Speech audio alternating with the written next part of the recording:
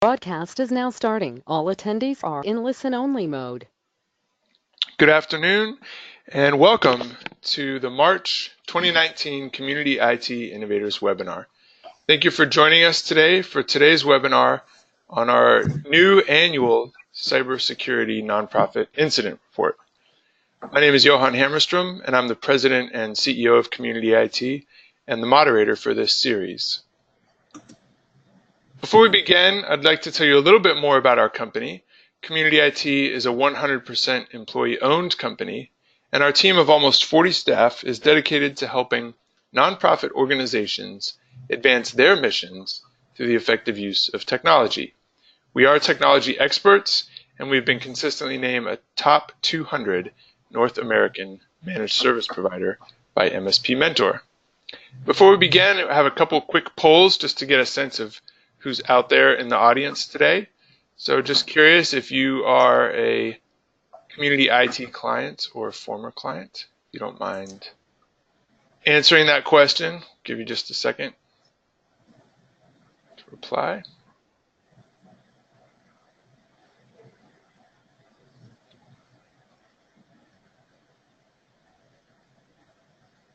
All right. And now I'd like to ask one more. Roughly how many staff are in your organization? This helps us tailor the webinar. So if you could just let us know roughly the size of your organization. I find that very helpful.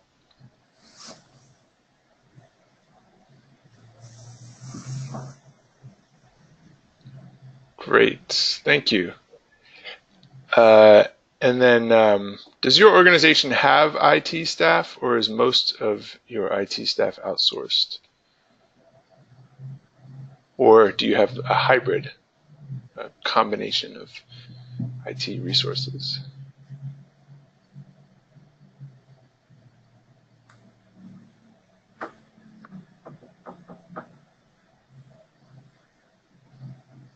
All right, great. And let's see, we've got one last question.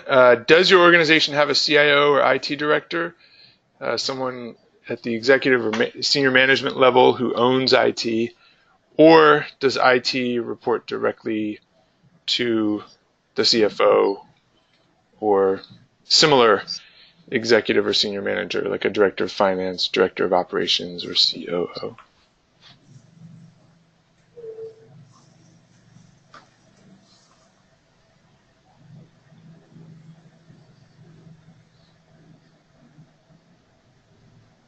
All right, great. Thank you so much for taking the time to answer those questions.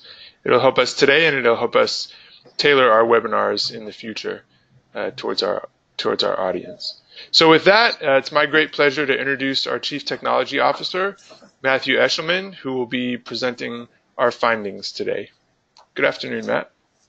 Hey, Johan. Thanks for the introduction and for asking those initial questions. This webinar series is something we do on a monthly basis, something we put a lot of time into, and it's great to get a sense of the audience that we're speaking to, and help us to provide some really valuable content for everybody that listens. So I've got a couple more survey questions that we'll kind of sprinkle along as we talk about our topic today, which is on cybersecurity. So once again, my name is Matthew Eshleman. I'm the Chief Technology Officer here at Community IT. I just celebrated my, I think, 16th year anniversary, maybe it's 17, at Community IT, and I've kind of come up from the ranks as an intern. So I've done the sysadmin, network admin, engineer work. So I've been in the trenches and kind of done it all, and now have progressed into the role of our CTO. We're responsible for the overall technology and strategy, both for the platforms that we use to manage our clients' networks and also working with organizations on their own technology strategy. So one of the things that that has been an increasingly growing part of my job is around the topic of cybersecurity.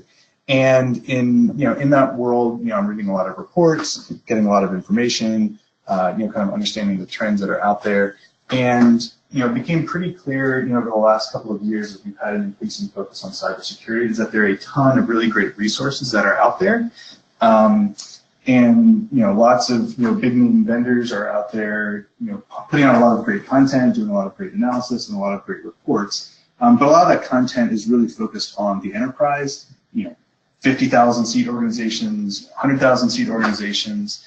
And so the research that they talk about, the security approaches that they're, viewing, the organizational culture that exists there is very different than the world that we live in, which is focusing on IT support for small and mid-sized organizations, specifically nonprofits.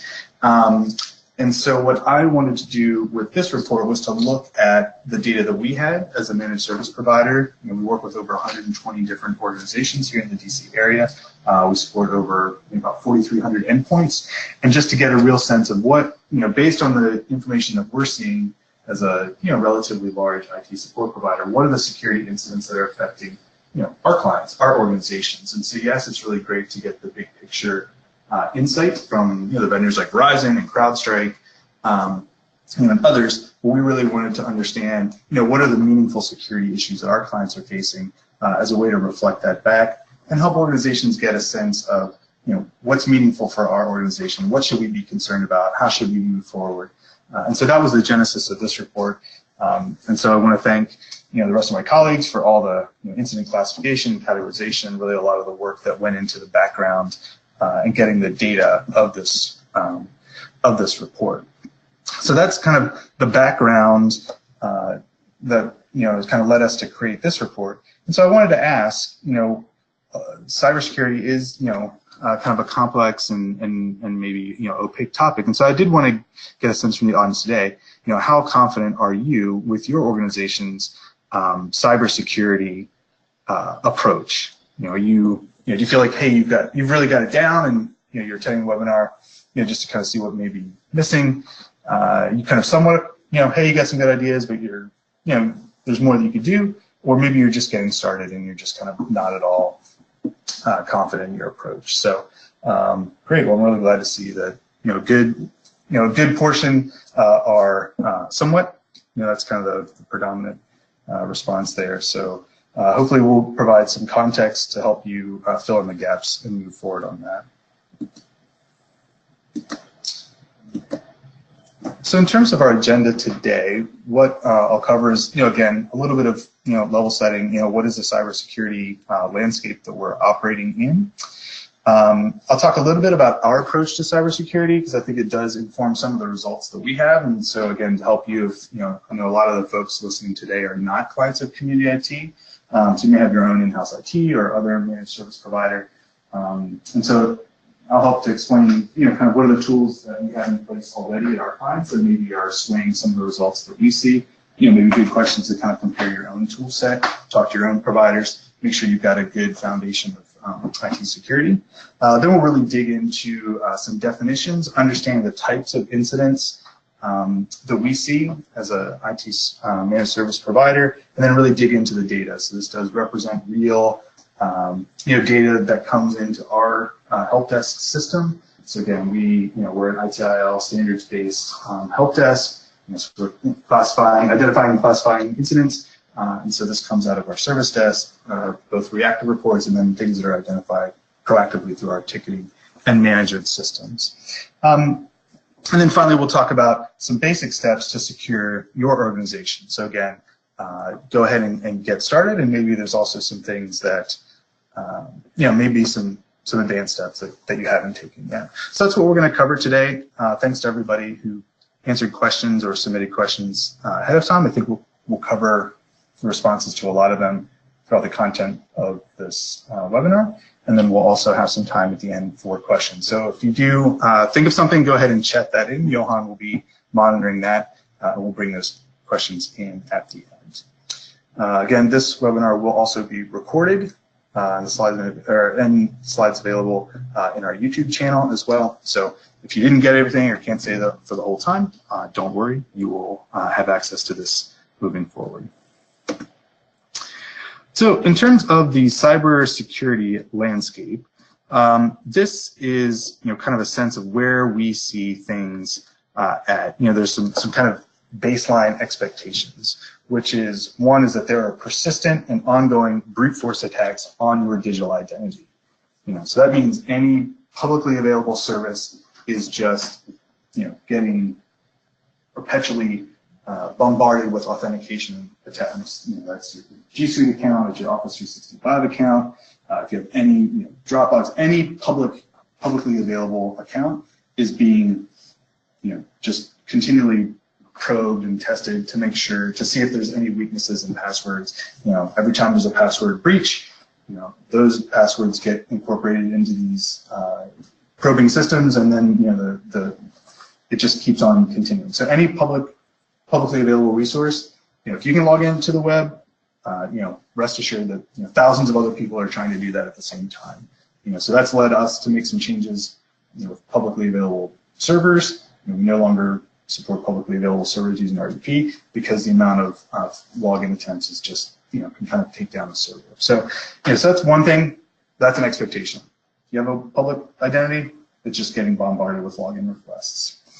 The other thing that we're seeing is that there's been an increased sophistication in what's called spear phishing. I'll define that a little bit later as well. But again, not just generic spam, with Viagra ads and that kind of stuff that's just kind of unwanted, but really targeted on, these adversaries know you, they know relationships within your organization, they know your partners, and so these adversaries are really able to create custom, and targeted emails that are, legitimate looking and really sophisticated in their approach to kind of get you to do something, make a wire transfer, click on a link, enter a password, take some action. And so that's something that we've really seen a pretty big increase in. The other part of the security landscape is that, in general, I think the nonprofit sector is kind of behind as it comes to equipping their organizations to kind of face these new threats. I think nonprofits were really on the cutting edge of adopting cloud-based technologies and kind of being nimble in that regard. But as compared to industry, the security approach is just not at the same level. I attended the RSA security conference in San Francisco, I guess last year, about 2 years ago.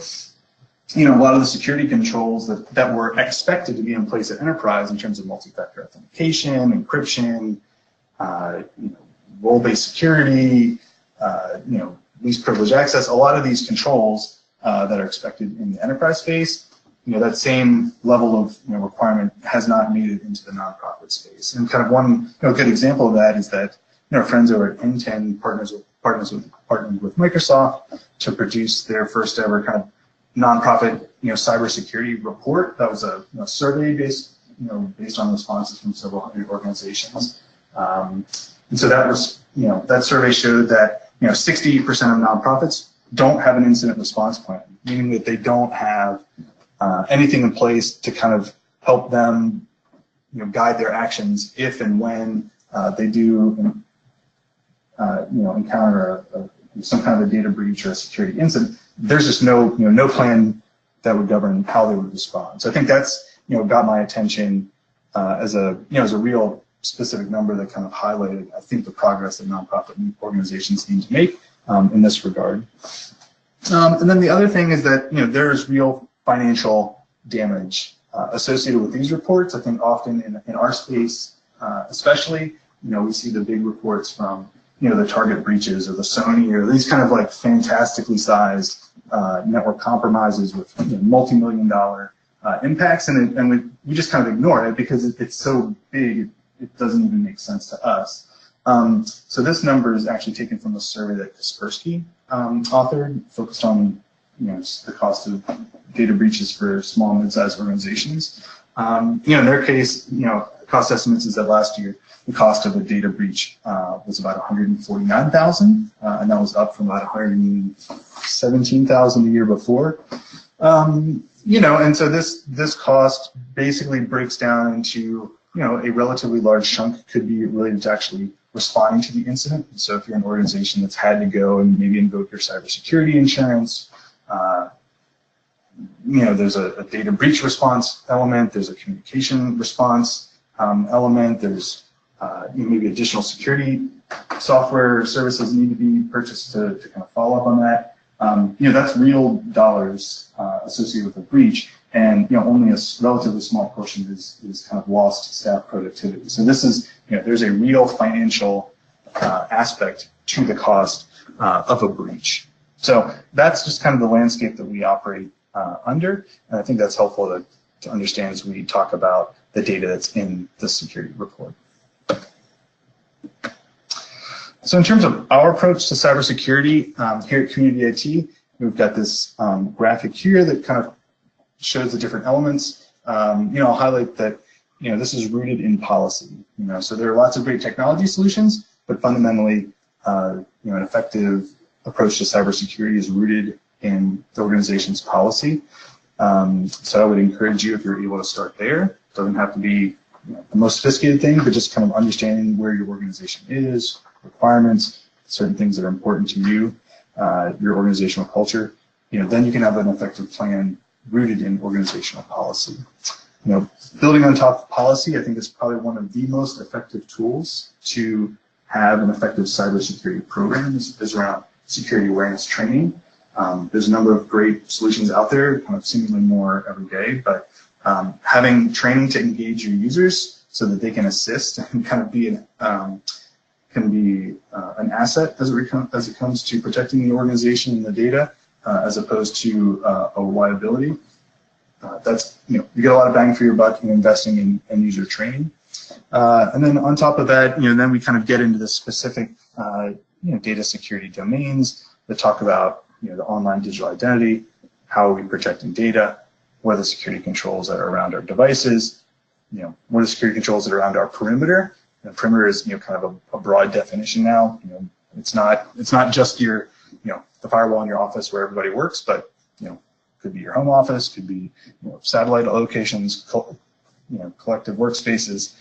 So the perimeter is a pretty broad definition there. And then again, the web, like what are your web assets, online applications, kind of all the areas where you have organizational data. And then finally, we've got kind of layered on top of that is a layer of predictive intelligence. And these are kind of the fancy AI tools that leverage the power of the cloud to really collect and analyze lots of data to kind of find that proverbial needle in the haystack. So this is our approach, and we kind of have different pieces that we can deploy in each of these areas. So specifically, some of the things that we do for our clients, and I know that there's a large portion of organizations that aren't working with us presently, but right now, we think these are kind of core pieces that are really important and I think help influence the numbers that we have. We'll show in the report, but OS updates, both Mac or Windows, there's security vulnerabilities that are identified in each, and it's important to keep the OS updates going on a frequent basis. Also, third-party patching. There are security vulnerabilities that exist in the operating system, but then there's also a significant amount of security vulnerabilities that exist with applications that sit on top of the OS. The new one here is around BIOS and driver updates. This is something maybe we think is a little unique about our offering, but we are able to do BIOS updates and driver updates, again, based on the Spectre meltdown vulnerability that was identified last year. These are kind of deep-seated vulnerabilities within the operating system in the processor architecture, and so just updating your OS is not enough. You need to make updates to the underlying systems of the computers as well. So BIOS and driver updates are key, as well as antivirus. Again, antivirus is not going to catch everything. It is a key component of the overall security approach. And then finally, an element of web filtering. We do know a lot of the security vulnerabilities do come through the web and kind of web-based systems, and so having a tool in place that helps to filter that content is really a key element of an effective security plan. So I've been talking a lot about incidents and breaches, and I did want to provide a little bit more of a specific definition for each. So security incident, and we call this the nonprofit cybersecurity incident report, is just an event that compromises the integrity, confidentiality, or availability of an information asset. So that's really focused on, hey, something went wrong, and data that shouldn't be exposed somehow got exposed. So again, that's a broad or more general term, which is different than a breach, which is a much more focused, has a much more focused definition, which is an incident that results in the confirmed disclosure, not just the potential exposure of data to an unauthorized party. So, I think Verizon has their data breach incident report, where they're looking at kind of confirmed data breaches where maybe data has left the organization. We kind of specifically chose to target ours as the incident report. We didn't want to get into specific breaches that may or may not have occurred. So we kind of focused on the bigger picture topic of just security incidents. So breach is when something bad has actually happened, and we kind of have a confirmed loss of data associated with that security incident. So hopefully that's clear, and if not, we can have some questions here at the end. So in terms of the types of incidents that we are going to categorize and get into with our report, the first one is around email phishing. Again, I think, I have a poll here, it should be basically 100% of organizations have experienced email phishing. That's kind of the fact of life in our modern IT world. We're going to have some social engineering attacks, tempting users to click on links, it goes to a site, to kind of take some action. Again, every organization is going to experience this.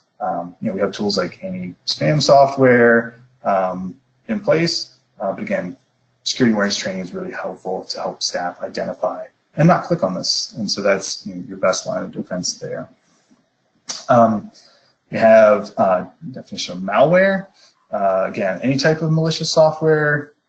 Whenever we see it, we get lots of reports of, oh, this is malware, or hey, my computer has a virus. We would actually tend to classify that more as malware. That would be, kind of toolbar add-ins, unwanted, pop-ups. It's not necessarily malicious in and of itself, but maybe it is causing some kind of negative or unwanted action. Account compromise. That's the actual unauthorized use of that digital identity. Again, somebody has stolen your password, gotten access to your credentials. That's something that we want to. That's a huge risk to the organization and something that we actually see quite a bit of. Moving down into business email compromise, I think this may be originally rooted in maybe phishing or spear phishing. This is really focused on that scamming using techniques based on the knowledge of the organization, knowledge of individuals and relationships to extract funds. So again, hey, click on this link. Here's this wire, here's our updated wire information, buy me gift cards, do all of that. That would be classified as business email compromise. It's really hard for traditional anti-spam tools to detect because, there could be no links. The text is often very short. So it can be a really confusing thing to help defend against. So I want to classify that separately. And then we have a specific definition for wire fraud. So that's kind of when there's a successful example. If you did send that wire transfer to that organization that was requesting payment, and maybe it turned out to be a fraudulent. So that's that's a criminal offense. Whenever we do encounter these, we are typically notifying the FBI as part of that, and there's a criminal element to this. That would be kind of a successful example of what would happen at the end of a business email compromise. Moving on, we also have kind of a separate definition for virus. So that's kind of a specifically malicious piece of software that that can alter the way the computer works, and it can spread from one computer to another, often rendering the computer and or data unuseful. So again, virus maybe a separate a subset of malware where it actually has a specific malicious intent. And then the final three definitions here, kind of get into some of the more sophisticated attacks. So one is a supply chain attack. So again, that's an attack initiated through a partner organization. Known as value chain or third-party attack. Again, I think the most common or most infamous example there is the HVAC vendor for Target. So that's how the Target breach occurred, was through their HVAC vendor that had access, privileged access to something that they maybe weren't supposed to or shouldn't have had. I think the risk specifically for nonprofit organizations can be they're a target for these attacks, up to another organization. Maybe the the organization doesn't have as sophisticated security controls, but maybe they're a stepping stone up to a board member, a partner organization, something else. And so that would be a supply chain attack. Advanced persistent threat. So these are really dangerous adversaries, typically state-sponsored or some other well-resourced criminal group that focus on targeting specific organizations or individuals operating over a long time. Their goal is really to remain undetected and to exfiltrate data. So what we see is that if if you're an organization that's involved in foreign policy, maybe advocacy, a lot of international relations, the Chinese, Russians, North Koreans, those groups tend to be really focused on infiltrating the organization. They don't deploy malware, they're not breaking systems, but they're basically just sitting and watching and learning. So we'll talk about that as well. And then finally, ransomware. I think that's a devastating attack that we've all seen or kind of witnessed, where all your data suddenly becomes encrypted and you can't access it. And so that's a specific type of virus that we have seen over the past years. So great. So before we move into the actual data, I'm going to do another poll just to see, get a sense of the audience here.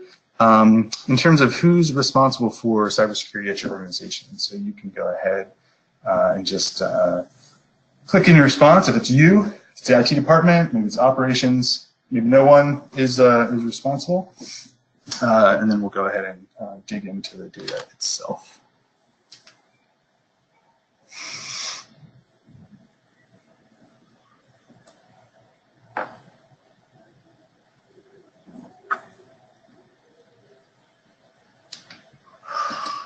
All right, great. So it looks like most of the people on the webinar here today, it's their responsibility. So it looks like you're in the right place.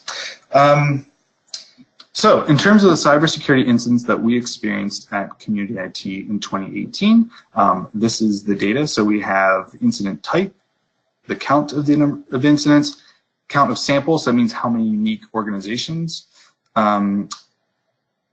experience this type of incident, and then basically a percent sample size. So again, so you'll see, count of incidents are at the bottom. I think the big total kind of takeaway is that, whatever, half our organizations, experienced some type of security incident that they reported to us last year. And the biggest pieces of that being, email phishing. Quite honestly, I think this expectation should probably be 100% of organizations are experiencing this. So it's not unsurprising that email phishing is going to be the #1 security incident that your organization is going to face. I think it also helps you to kind of align where you're spending money in terms of your IT budget, in terms of what are you protecting against. Let's protect against the things that are most likely to occur, and then you can kind of work from there. So email phishing was the #1 type of incidents, followed by malware. I will kind of contrast self-reported malware, the #2 common incident, with actual confirmed cases of a virus is a pretty wide gap. So again, what we would kind of consider and classify a virus, an actively malicious piece of software. We only had actually 1 case last year, and as compared to 54 people kind of reporting in like, hey, my computer's slow, I think it might have a virus, or is this malware? Whenever we kind of dig down into it and actually do some root cause analysis, it's often not, kind of a quote unquote, a defined virus that's causing the problem. And so that's why we, have such a low rate of virus infections. I do think it's also a combination of the tools and techniques that we have in place. I think the web filtering has been a big win for us and for our clients in terms of reducing the amount of virus software that kind of gets on computers. And I think, again, our approach of being pretty fastidious about running updates helps to kind of close those security holes that are open with unpatched systems. So then the one that really catches my eye and has, I think, the most dramatic impact at an organization is the #3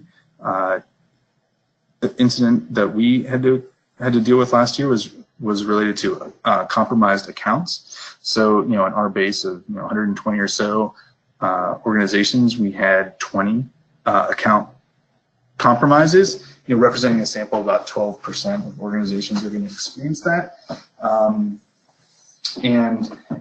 So I think it highlights the importance of good multi-factor authentication practices, good password policies, and kind of overall good IT, hygiene, end user training, not clicking on links that are kind of giving away data. So I think the account compromise is the thing that really causes the most pain and grief because it represents, an untrusted person, an adversary, like gaining access into your systems. And I would say, in general, they do seem to still be rather opportunistic.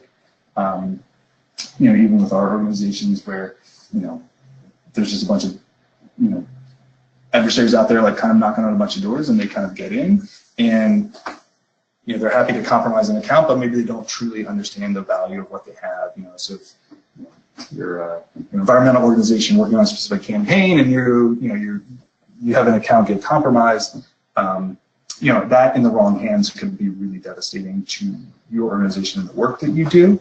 So I think we are going to probably start seeing weaponized IT more and more as things become more fractured and antagonistic. But so right now I think we're kind of on the early edges of this. But account compromise is the number one serious security incident that we've seen. And I think it's really informed our messaging in terms of trying to get organizations implement some of our security best practices. And we'll talk about the security best practices as we wrap up. Again, moving down the list, we've got business email compromise as having affecting about 8% of our clients. Again, this could certainly be a lot higher in terms of the reporting side. I think this probably exists at a much higher rate. We've started to add in some focus tools to really help cut down on this because the emails that appear to come from your executive director or your finance director are good, and we started adding in tools to be able to support blocking those, notifying, and having a better approach to managing this. So that's something where I expect will continue, but I think the tools in this area are also going to improve. Across our user base, we did have a couple of incidents of wire fraud when there were successful cases of business email compromise where money was actually sent out the door, or gift cards, or wire transfer. It's a relatively small, but I think meaningful security event. That's not unlikely. To kind of have your organization be faced with. Again, I think highlights the need for both. Maybe some good technology solutions in place in terms of blocking this in the first place, but then also good processes at your organizations. What is the process to approve a wire? How do you handle a new account number? And so those are not just technology solutions, those are process solutions as well. We already talked about viruses in terms of that's a relatively low occurrence, and I think that this, kind of editorializing a little bit, I would say a couple of years ago we'd see a much higher rate of viruses. But I think as accounts have become easier to compromise, adversaries are, they're not dumb. They're going to what the lowest hanging fruit, the softest spot is, and right now it's online accounts, and so that's why we see much more activity around compromised accounts and credentials than we do with viruses. It's really hard to write a really good virus. The tools in place to detect and block them are very sophisticated, and so it's hard to do viruses. But it's pretty easy to find some stolen credentials on the dark web and go ahead and just try it until you can log in. So viruses are relatively low. I think it also shows the success of having good updates, having good antivirus in place, having multi threaded security plan to protect your organization. And then finally, the case that we had one incident were around advanced persistent threats, where basically there's an external foreign adversary that's very focused on gaining access to your organization, and we're seeing this primarily in the areas of policy, kind of foreign policy. And so if you're an organization that's kind of in that class, you've got a lot of work to do as it relates to protecting, your informational assets. And I mean, the interesting thing as it relates to these kind of APT actors, it's not just protecting the business, but it's also protecting, the home computers of your staff. It's protecting, accounts in that family unit. It's, so the IT security landscape becomes much broader for organizations, that are kind of in this category, because, it's not just good enough to, lock up the work computer. You also have to think about, the device, the spouse's device, the kid's device, the home computers. And so security becomes a much more, significant endeavor for those organizations, because, the bad guys are really focused on figuring out how to get in and figure out what you're saying and who you're saying it to, and why, and kind of all this background. They're not going to necessarily, crypto your network. They're just going to sit there and, basically read all your emails and read everything that you're doing. And then 8 and 9, both have 0, in terms of supply chain and ransomware. Again, we'll see, I think, where the trends of this go over time. In 2017, we did have an example of a supply chain attack, and that was actually caused by a previous IT vendor for an organization that we started working with, had left some accounts that were local only in the network.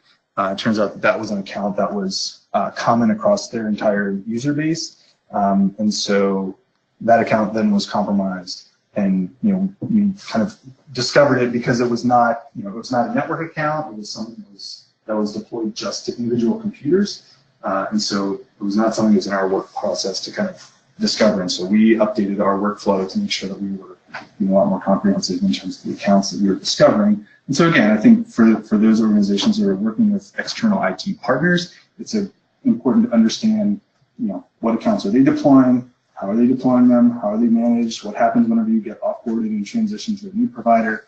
Just kind of go through that whole process to understand, where the accounts are, where they're managed, who has access, passwords you need, kind of the whole process, because accounts that are kind of gone and forgotten can really come back and be a problem there. And then finally, ransomware. We didn't have any examples of that. I think, again, combination, it's easier to compromise accounts than write ransomware and, get your Bitcoin. So, again, we'll see where that goes over time as we, work on looking at some of the trends associated with this. So in terms of, what can you do as an organization that's kind of faced with, kind of this daunting, never-ending flood of cybersecurity risk, here we have kind of 4 recommendations to kind of get started. We also have a more detailed security playbook that we can provide as a follow-up. That has a lot more comprehensive detail, especially if you're in an organization that already feels like you've got the fundamentals covered. I will say that IT security, cybersecurity is really a game of fundamentals. You got to make sure you get all your bases covered, because the weakest link is the one that gets attacked, and so. Great high and sophisticated security tools are important, but unless you've got the fundamentals covered, all of that investment, may not be in the right place. So again, the number one thing that we see in terms of providing value is implement multi-factor authentication, because it prevents against account compromise. That is the most painful thing for an organization to experience. And of the organizations that had their accounts compromised, none of them had multi-factor authentication enabled. It's been something that we've been recommending as a best practice for 3 years now, and really is a meaningful change. And so if you can get them, if you can get your staff, your colleagues or whatever to turn this on, if you're in G Suite or if you're in Office 365 or Box or whatever you're using, a lot of these SaaS applications, or almost all the SaaS applications, have this available. Use the app. Don't use SMS as the multi-factor tool. You can really cut down your risk on what we see as kind of the most common type of cybersecurity incident, which is account compromise. So again, number one, implement multi-factor authentication, and you're really going to give yourself a leg up in protecting against account compromise. So number one, go ahead, you can do it before you get off the webinar today, is go ahead and turn that on. Number two is implement security awareness training. Again, we find that this is something that pays off tremendously. Security awareness training is not that expensive. There's a lot of great online vendors. We use KnowBe4. I think it's a fantastic platform to do not only test phishing to kind of make sure to engage where your staff are, but then also provide ongoing security awareness training on a maybe monthly, maybe quarterly basis. But I think what we've experienced is that doing a big IT security training, kind of once a year for a couple of hours, people get there, they kind of forget about it, and it's the investment's lost. But instead, if you can engage people, kind of when they click on something they shouldn't, engage them, every couple of weeks with a focused and targeted, little video or game or some kind of online and interactive that takes maybe 5 or 10 minutes, you're going to get a lot better adoption and engagement around your security awareness training, and that really help equip and train the users so that they can, identify threats and know what to do or have confidence whenever they see that scary-looking email from their executive director, asking them for gift cards or click on this link. So again, security awareness training is really, I think, a really great way to invest in your IT security program. Number three, have a comprehensive device management approach. I think it was impressed upon me that looking at some of this, the big vendor security approaches, the security risks that are out there, seeing how much malware and viruses are out there in general, and then comparing that with our relatively low occurrence. I do think our approach has kind of proven successful, and so I wouldn't underestimate how important it is to keep your computers up to date, make sure things are patched, make sure you have antivirus, make sure you've got web filtering. Kind of all these pieces are really important to not only have deployed, but to make sure that they're working. So again, I know we spend a lot of time not only doing patching, but also making sure that we're doing patching and doing reporting. And so, for all the systems that we have, we are, deploying with one tool and we're monitoring with another tool or several other tools, so that we can really ensure that, the data that we're getting back, the telemetry that we're getting back is valid. And then, I think the final thing is, if you're not sure where to get started, go ahead and get a security assessment, to make sure that you're investing in the right security solutions that have a clear ROI. Again, there's a ton of security offerings out there. It's a complex landscape. There's lots of overlapping products. Things are not cheap. And so having a security assessment really can, I think, help your organization identify where you're at now, maybe some of the gaps, maybe your big risk areas, and then give you a roadmap for moving forward in terms of where does it make sense to invest? What are our priorities? How they connect to our business objectives as a way to make a meaningful investment in terms of the overall security.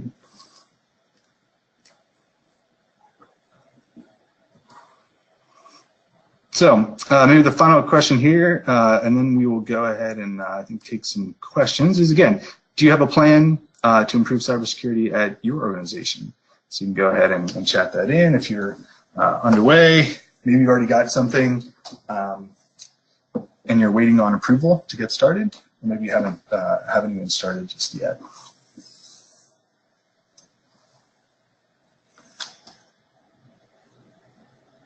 So I'll leave this open just another minute or so, and get the response there. So yeah, I mean, it looks like a lot of organizations are already underway. With a few people have kind of not gotten started just yet. So again, I know that this can be a hard initiative to kind of push forward, especially with lack of compliance. And I think coming back to, the lessons learned from the, the RSA conference, I think industry or enterprise has a lot of formal compliance requirements that really mandate and drive a lot of this. Often in the nonprofit sector, there isn't that same compliance requirement. Maybe for an organization that's just, has to deal with HIPAA or PCI, that can be a starting point.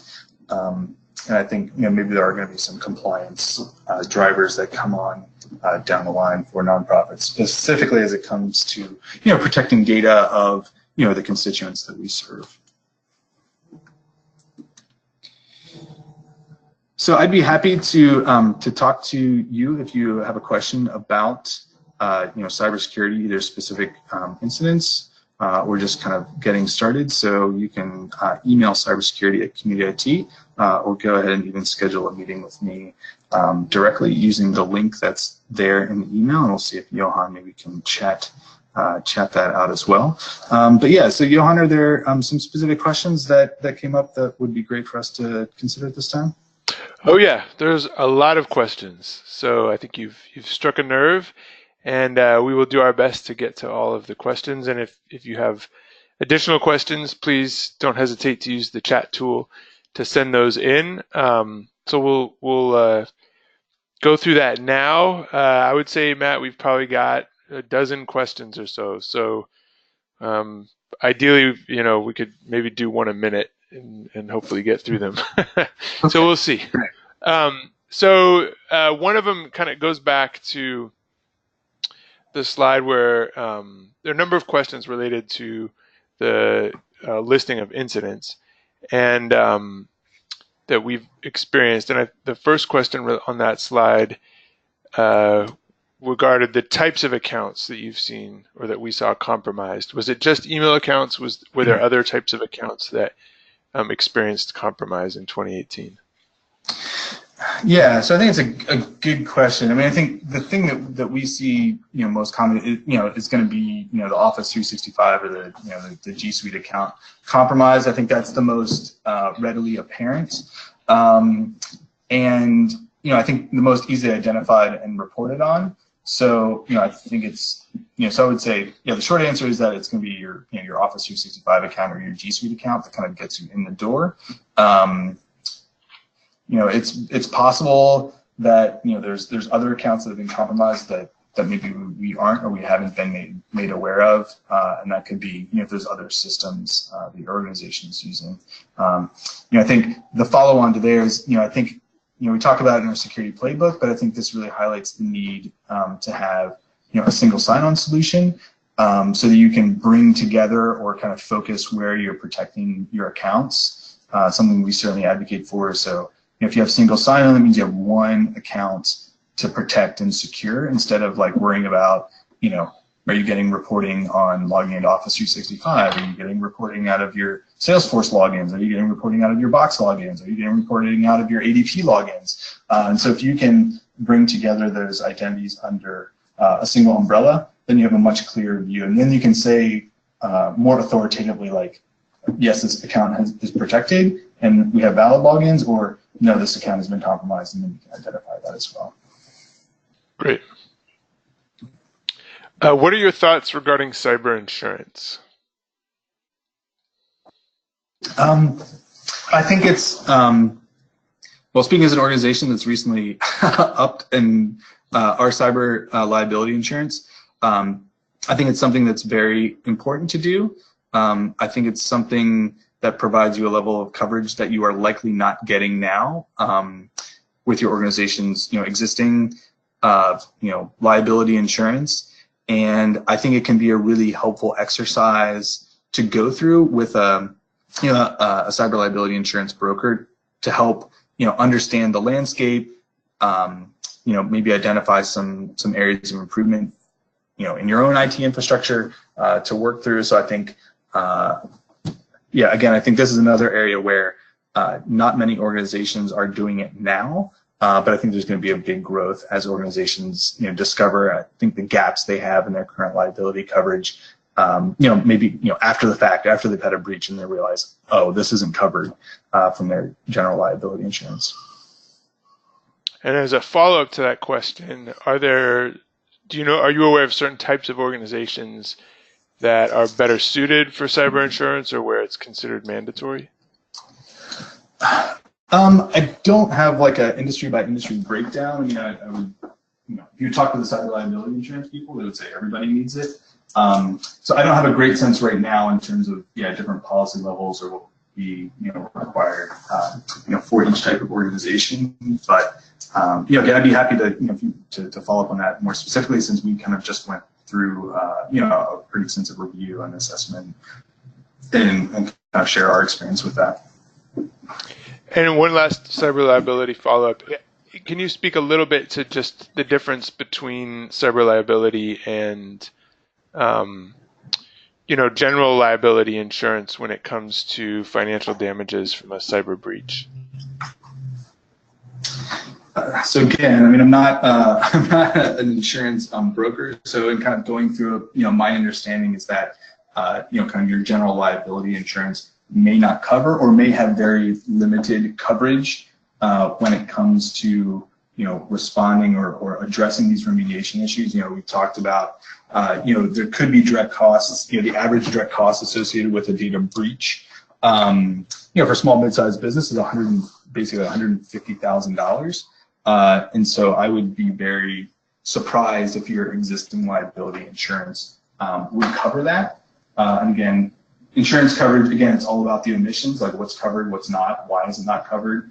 And so, I imagine if you have existing liability insurance, there are probably very large exemptions, when it comes to, providing, coverage in the event of a cyber liability, or a data breach or some other issue like that, where it was pretty clear where, the loss is not associated with, a pipe breaking in the server room, like wrecking the office, but, an adversary, breaking into the network and stealing data, and then you need to, respond and remediate to that. So I think that's why, there is this whole new industry of cyber liability insurance to kind of provide specific coverage for those, for those events that are, again, outside of what's going to be included in your general liability policy. Yeah, and I would just add, I attended a cyber insurance panel that included several representatives from the insurance industry. This was back in November.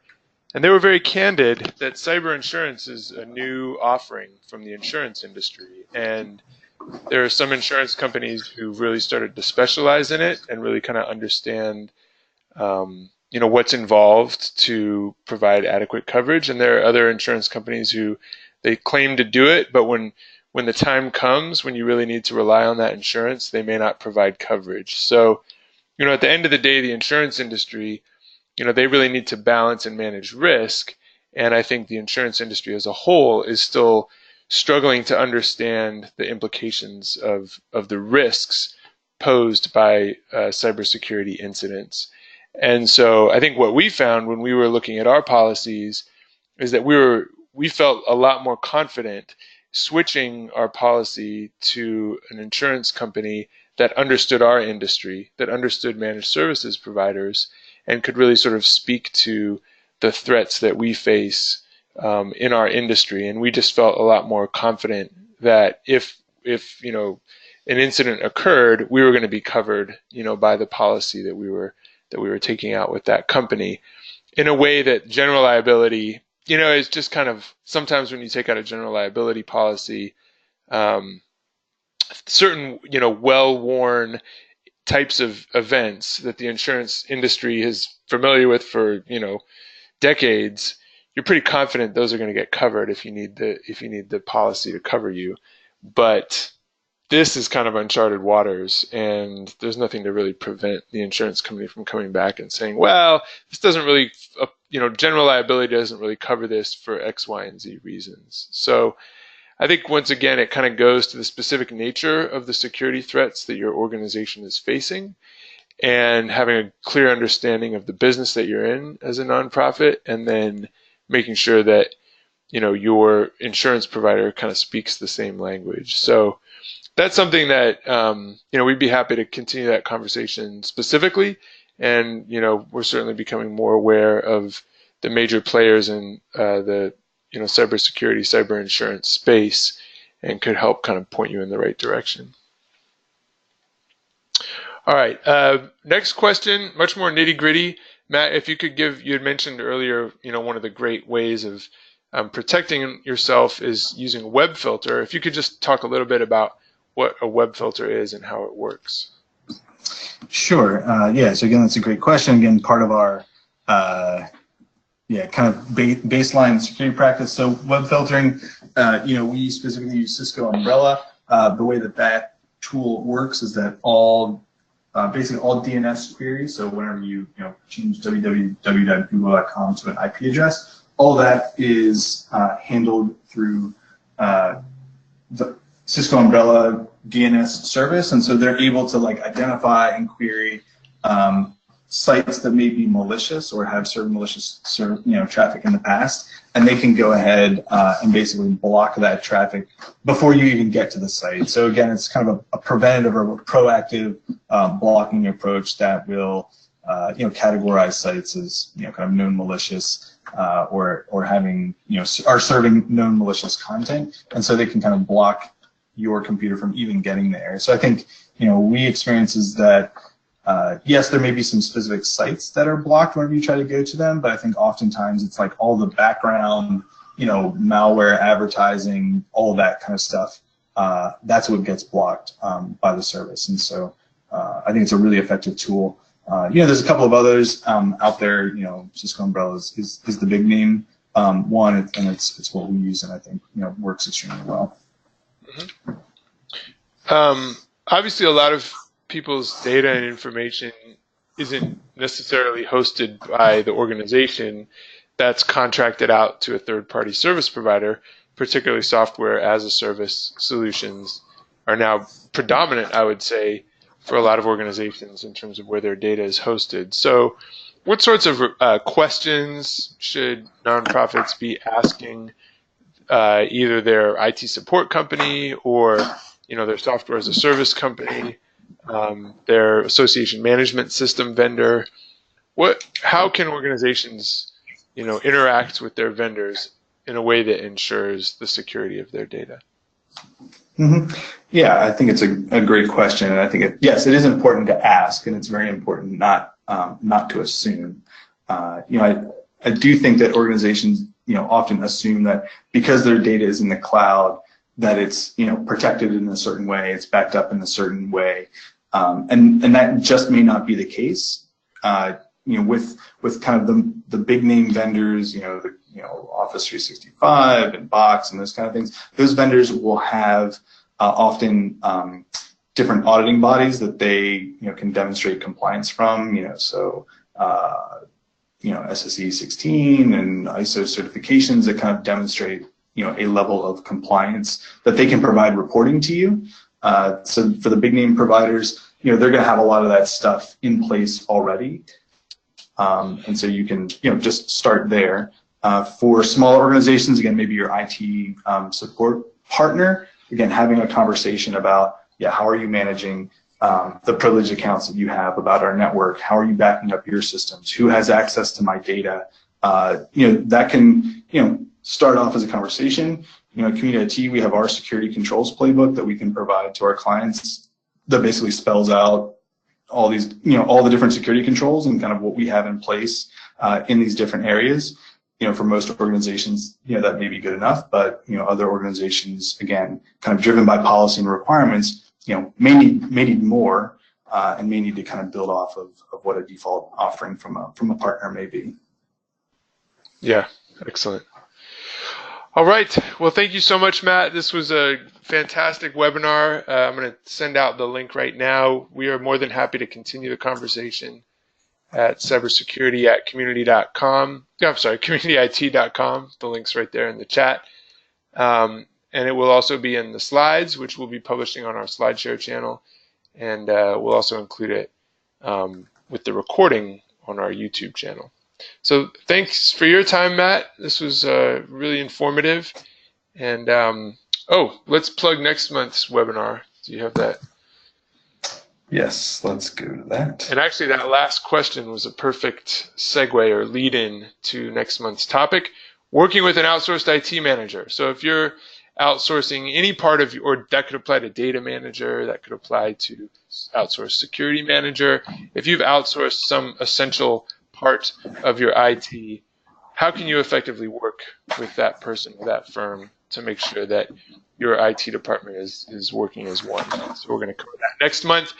Program note, that will be on the 4th Wednesday of the month.